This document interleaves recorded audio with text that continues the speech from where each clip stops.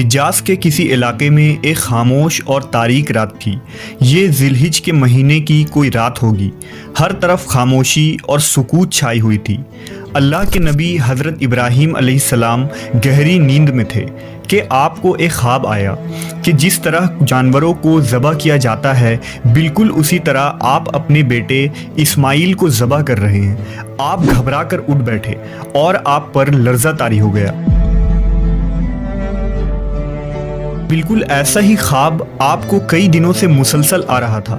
ابراہیم علیہ السلام کو اب یقین ہو چکا تھا کہ اللہ رب العزت انہیں کسی بڑے امتحان سے گزارنا چاہتے ہیں، اور وہ ایسی سخت آزمائش تھی جو کوئی باپ اپنے بیٹے کے متعلق وہم و گمان میں بھی نہیں لا سکتا۔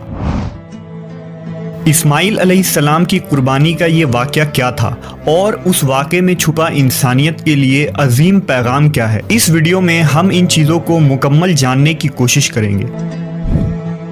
دراصل پیغمبروں کو اللہ نے جس طرح کائنات میں سب سے بلند مرتبے پر فائز کیا تھا اسی طرح انہیں بڑی کٹھن منزلوں سے بھی گزرنا پڑا۔ حضرت ابراہیم علیہ السلام کو بھی اللہ نے بہت سارے آزمائشوں سے گزارا جس میں آپ ثابت قدم رہے اور ان آزمائشوں میں پورا اتر کر تمام ادیان، مذاہب اور امتوں کے امام کہلائے۔ حضرت ابراہیم کی شادی آپ کی چچا زاد بی بی سارہ سے ہوئی تھی، لیکن کئی سال گزرنے کے باوجود بھی حضرت ابراہیم کو بی بی سارہ سے کوئی اولاد نہ ہوئی۔ نبوی مشن اور توحید کے پیغام کو آگے بڑھانے کے لیے حضرت ابراہیم کو ایک جانشین کی سخت ضرورت محسوس ہوئی۔ لہٰذا بی بی سارہ نے حضرت ابراہیم علیہ السلام کو مشورہ دیا کہ آپ ان کی ایک کنیز سے شادی کر لیں تاکہ ان کی نسل آگے بڑھ سکے۔ آپ نے ان کی ایک کنیز جس کا نام ہاجرہ تھا نکاح کر لیا۔ بی بی ہاجرہ سے ایک صالح اولاد کی پیدائش ہوئی جس کا نام آپ نے اسماعیل رکھا۔ اس وقت حضرت ابراہیم کی عمر 80 برس تھی اور آپ نے اولاد کے لیے اللہ سے بہت دعائیں اور التجا کی تھی۔ حضرت ابراہیم علیہ السلام نے حضرت اسماعیل کو بہت ناز و نیاز سے پالا اور ان سے بے پناہ محبت تھی۔ اللہ نے حضرت ابراہیم کو حکم دیا کہ آپ اپنی بیوی ہاجرہ اور بیٹے اسماعیل کو عرب کے جنوب میں گرم صحرا کے درمیان چھوڑ دیں۔ لہٰذا آپ نے بی بی ہاجرہ اور حضرت اسماعیل کو مکہ میں چھوڑ دیا جہاں آپ ہمیشہ شام سے آیا کرتے اور اپنی بیوی بچے سے مل کر واپس چلے جاتے۔ اس طرح 13 سال کا طویل عرصہ گزر گیا اور حضرت اسماعیل علیہ السلام مکہ کی مقدس فضاؤں میں آب زمزم پی کر اور بی بی ہاجرہ کی آغوش میں تربیت پا کر خوبصورت جوان کی شکل میں کچھ بڑے ہو گئے۔ لہٰذا اللہ تبارک و تعالیٰ نے حضرت ابراہیم علیہ السلام کو آزمانے کا ارادہ کیا۔ آپ کو مسلسل 3 دن یہ خواب آیا کہ آپ اپنے بیٹے اسماعیل کو ذبح کر رہے ہیں۔ حضرت ابراہیم بہت پریشان ہوئے۔ آپ پر واضح وحی آ گئی کہ آپ اپنے جس اولاد کو اس قدر محبت کرتے ہیں اسے اللہ کی راہ میں قربان کرنا ہوگا۔ یہ ایک بہت بڑا امتحان تھا۔ حضرت اسماعیل آپ کے ایک لوتے بیٹے تھے۔ آپ کو بڑھاپے میں اولاد کی نعمت ملی تھی۔ اسماعیل اب کچھ بڑے ہو رہے تھے اور ابھی جوانی میں قدم رکھنے والے تھے اور اس عمر میں پہنچ گئے تھے کہ بڑھاپے میں اپنے والد کا کام کاج میں ہاتھ بٹا سکیں۔ عین اسی وقت انہیں ذبح کرنے کا حکم ملا تھا۔ حضرت ابراہیم علیہ السلام کو اپنے بیٹے سے بے حد محبت تھی۔ اس کے باوجود آپ کے دل میں اللہ کی محبت سے بڑھ کر کسی اور کی محبت نہیں تھی۔ اللہ کا جو بھی حکم تھا انہیں پورا کرنا تھا۔ حضرت ابراہیم نے اپنے دل کو مضبوط رکھا اور اپنے بیٹے اسماعیل کو اپنے اس خواب کے متعلق بتایا اور کہا، اے میرے بیٹے، میں خواب میں دیکھتا ہوں کہ میں تمہیں ذبح کر رہا ہوں، تو تم سوچو کہ تمہارا کیا خیال ہے۔ حضرت اسماعیل نے کہا، ابا جان، آپ کو جو حکم ہوا ہے وہی کیجیے۔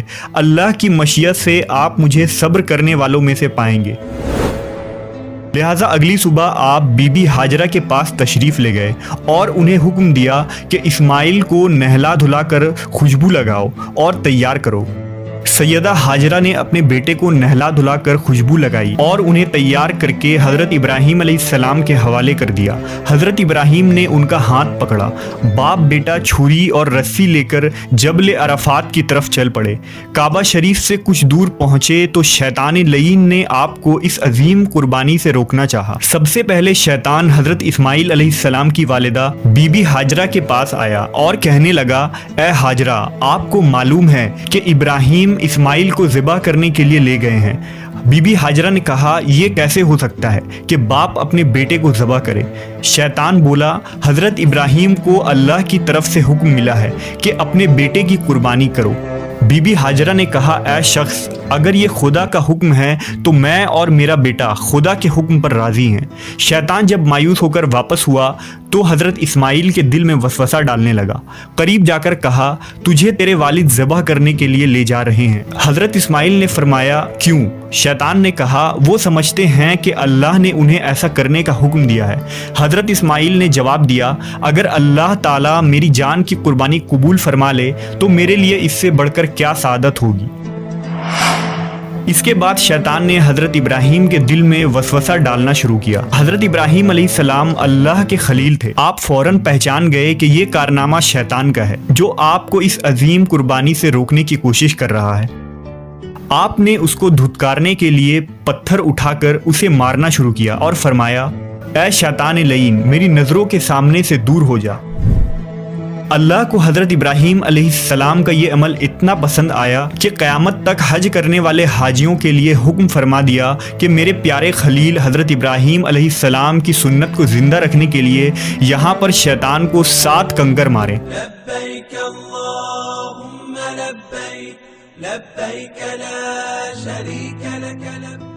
हज़रत इब्राहीम अलैहिस्सलाम इस्माइल को लेकर पहाड़ की ऊंची चोटी पर पहुंचे और आपको लेटने की हिदायत दी तो हज़रत इस्माइल ने फरमाया, अब्बा जान, मैं पेशानी के बल लेटता हूं ताकि आपका चेहरा मुझे नज़र ना आए और आप भी अपनी आंखों पर पट्टी बांध लें ताकि जब आप मुझे ज़बह कर रहे हो तो मेरी मोहब्बत अल्लाह की मोहब्बत पर गालिब ना आ जाए। आपने हज़रत इस्माइल के मशवरे पर अमल किया और जब इस्माइल अलैहिस्सलाम लेट गए तो आपने तेज़ धार छुरी को पूरी कुव्वत के साथ अपने लख्त जिगर के गर्दन पर फेर दिया। अल्लाह रब्बुल इज़्ज़त के हुक्म से हज़रत जिब्रील अलैहिस्सलाम जन्नत के बागात में पले सफ़ेद रंग के खूबसूरत मेंढे को लेकर हाजिर हो गए। इब्राहीम अलैहिस्सलाम ने ज़िबा से फारिग होकर आंखों से पट्टी हटाई तो हैरत ज़दा रह गए। बेटे की जगह एक हसीन मेंढा ज़बा हुआ पड़ा था जबकि इस्माइल अलैहिस्सलाम करीब खड़े मुस्कुरा रहे थे। इस असना में गैब से आवाज़ आई, ए इब्राहीम, तुमने अपना ख्वाब सच कर दिखाया। बेशक हम नेकी करने वालों को ऐसा ही बदला दिया करते हैं। अल्लाह ने इस्माइल अलैहिस्सलाम की जान बख्श दी। ये वाक़या हज़रत इब्राहीम अलैहिस्सलाम की बेमिसाल इताअत और रज़ाजोई और अल्लाह के लिए खुद सुपुर्दगी की एक मिसाल है।